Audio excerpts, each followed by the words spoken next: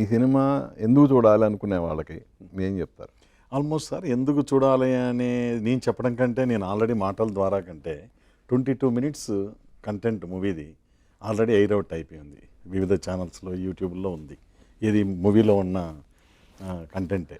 So అక్కడ చెబుతుంది, అక్కడ ఖచ్చితంగా స్టోరీ ఎషన్స్ కావచ్చు, మా క్వాలిటీ కావచ్చు, ఆ ఎమోషన్ కూడా sad song emotion, interval bang, చాలా సందర్భాల్లో అదంతా ఉంది. కాబట్టి ఆడియన్స్ సినిమాకు మార్నింగ్ షోకి వచ్చి కొత్త వాళ్ళని ఆదరించే వాళ్ళు కూడా ఉన్నారు.